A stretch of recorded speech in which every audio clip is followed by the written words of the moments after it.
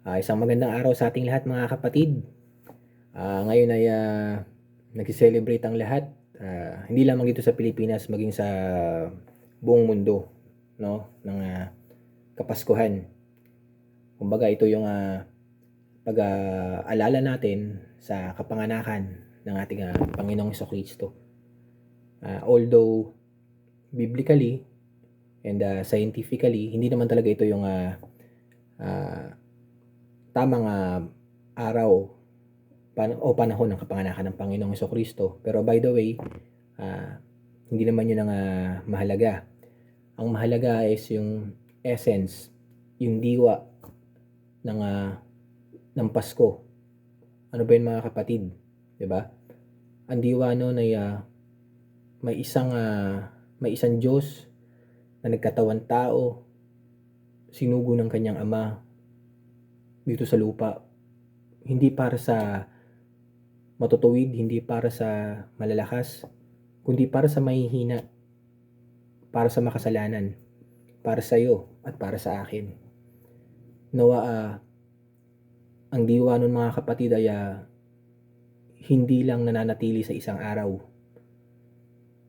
Nawa isabuhay natin sa araw-araw, nawa isapuso natin sa araw-araw. Ano ba ang pag-uusapan natin ngayon mga kapatid? Tulad na sinabi ko, ito ay Christmas Day, Kapaskuhan. Sabi,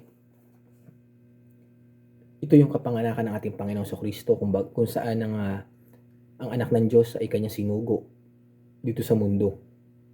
Bakit ba sinugo ng Diyos ang kanyang anak dito sa mundo? John 3:16. 1 Kapitulo 3, versikulo 16. Ang sabi, ganoon na lamang ang pagmamahal ng Ama sa sanlibutan, na kanya sinugo ang kanyang kaisa-isang anak.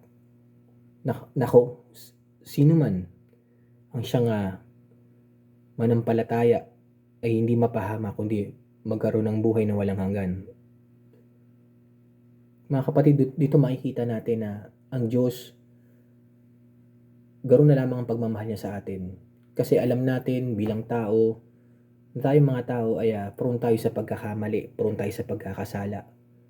Pero ganoon kabuti ang Diyos, na binibigyan niya tayo lagi ng pagkakataon, hindi lang second chance, third chance, fourth chance. Maraming pagkakataon as long as tayo ay humihinga, as long as tayo nabubuhay. Ito ay nangangahulugan mga kapatid na hindi pa tapos ang Diyos sa atin. Hindi pa siya sumusuko sa atin. Kaya maganda natin itong pag-usapan sa mga oras na ito. Ito ay napapanahon dahil ito yung pag-alala natin. Kaisa-isang anak ng Diyos ay nagkatawan tao. Pumunta rito sa lupa, hindi para sa mga matutuwid, hindi para sa malalakas, kundi para sa atin, para sa ating mga makasalanan. Ang tanong kapatid, sino ba si Jesus? Sino ba si Jesus sa buhay mo, sa buhay natin? Marahil pag magtanong tayo sa iba, ang sagot nila, si Kristo, si Jesus ay Diyos. Si Jesus ay anak ng Diyos. Si Jesus ay tao. Si Jesus ay Mesiyas. Si Jesus ay propeta. Pero sa akin, kung ako ang tatanungin, sino ba si Jesus sa buhay ko? Si Jesus ay hindi lamang tagapagligtas, hindi lamang sinugo dito sa mundo para maghayag ng mensahe ng Diyos, kundi siya ang aking Panginoon. Si Jesucristo mga kapatid ay hindi lamang tagapagligtas ng ating mga buhay at kaluluwa, kundi ang Panginoong Jesucristo ay ang ating Panginoon. Pag sinabi mong si Kristo, si Jesus ang iyong Panginoon, nangangahulugan lamang yun kapatid na siya ang Panginoon ng iyong buhay. Marapat na ikaw ay magsasabit sa Kanya. Gusto ko lang i-emphasize sa inyo mga kapatid, ang nasusulat sa Mateo chapter 3 verse 17 mga kapatid, itong nakasulat.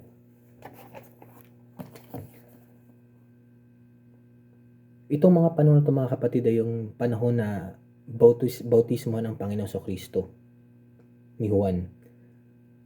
Sabi sa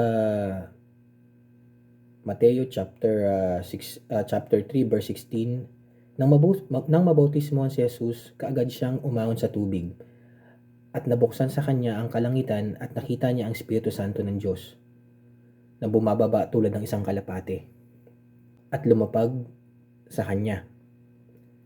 Ano ang sabi ng tinig sa verse 17? Sinabi ng isang tinig mula sa langit, "Ito ang minamahal kong anak, sa kanya ako lubos na nalulugod." Ang tanong, bakit sinabi ng Diyos na ito ang aking minamahal na anak, sa kanya ako nalulugod? Sino dito ang magulang na? O sino dito ang anak? Madalas, madalas nyo bang naririnig o meron ba kayong naririnig na sinasabi ng magulang ninyo na nalulugod ako sa inyo? Ano bang ibig sabihin ng word na nalulugod? Natutuwa, nasisiyahan. Yan ang kahulugan ng nalulugod. Sa madaling salita, pag sinabi ng magulang mo na anak, nalulugod ako sa'yo, positibong bagay yun mga kapatid. Natutuwa ang magulang mo sa'yo. Meaning, may mga bagay na nagagawa ka na nakakapagpasaya sa kanya. Meron kang mga katangian na nakakapagpasaya sa iyong magulang. Ganon din sa Ama, sa Diyos Ama. Kung bakit na to sinabi sa Mateo chapter 3 verse 17 na nasusulat na, sinabi ng isang tinig mula sa langit, "Ito ang minamahal kong anak, sa kanya ako lubos na nalulugod." Pinapakita lamang dito mga kapatid na ang Panginoong Jesucristo, siya ay may katangian. Siya ay may katangian na nakakapagpasaya, nakakapagpalugod sa Ama, sa Diyos Ama. Ano ba ito mga kapatid, ang katangian ng Panginoon? Ang katangian ng Panginoong Jesucristo ay mapagpakumbaba, tapat, mapagmahal. Higit sa lahat, ang Panginoong Jesucristo ay masunurin. Bilang isang Diyos, hinubad niya yung pagka-Diyos niya. Alam niyo mga kapatid, ang Panginoong Jesucristo ay Diyos, pero hinubad niya ang kanyang pagka-Diyos at namuhay siyang katulad natin na tao.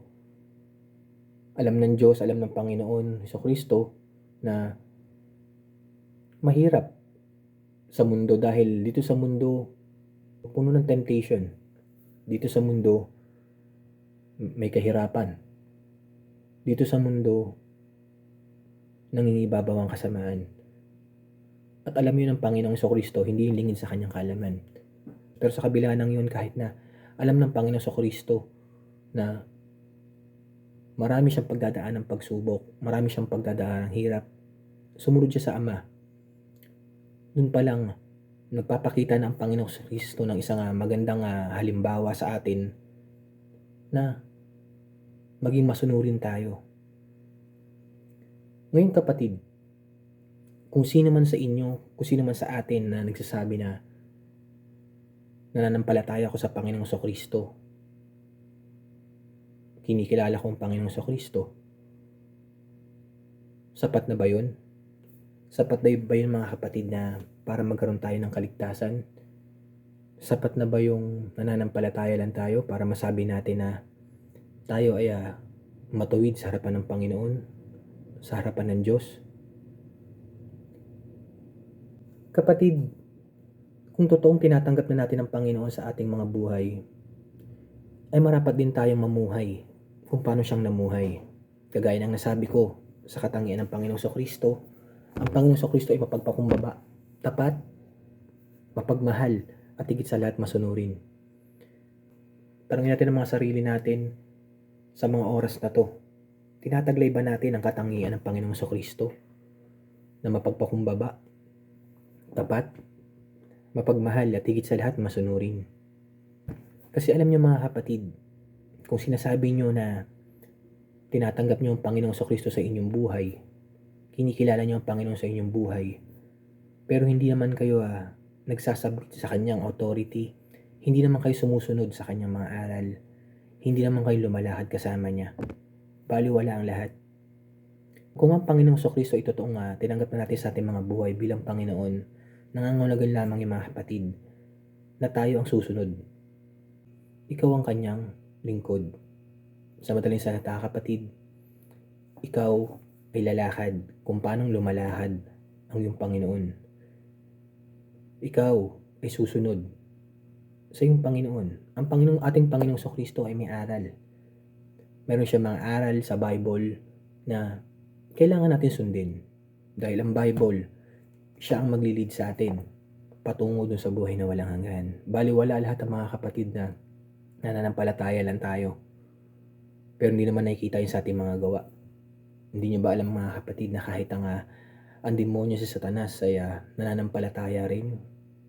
Kahit si Satanas, nananampalataya rin sa Diyos. Nanginginig pa. Pero ang tanong, sumusunod ba si Satanas sa Diyos? Ang sagot ay hindi. Katulad nito mga kapatid, sa unang 1, chapter 2, verse 3, and verse 6. Ito ang nakasulat mga kapatid. At sa ganito'y nalalaman natin na siya'y kilala natin, kung tinutupad natin ang kanyang mga utos. Verse 6. Nagsasabing siya'y nananatili sa kanya ay nararapat ding lumakad gaya ng kanyang paglakad. Puri ng Panginoon.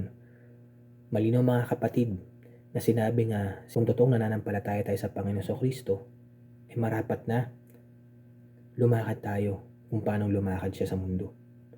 Isa pa, sinabi rin sa Juan, chapter 14, verse 12, itong nakasulat. Katotohanan sinasabi ko sa inyo, ang sumasampalataya sa akin ay gagawin din ang mga gawang aking ginagawa. At lalong dakilang mga gawa kaysa rito ang gagawin niya sapagkat ako'y pupunta sa Ama. Yun mga kapatid, malinaw kapatid na kung tinatanggap na natin si Jesus bilang Panginoon ng ating mga buhay, dapat natin siyang paglingkuran. Dapat natin sundin ang kanyang mga aral. Higit sa lahat, marapat na lumakad tayo, mamuhay tayo kung paanong namuhay siya sa mundong ito. Maligayang Pasko po sa ating lahat. Nawa manatili po sa ating mga puso habang tayo nabubuhay ang aral ng Panginoon at lumakad tayo na kasama niya. God bless everyone. Mabuhay tayong lahat.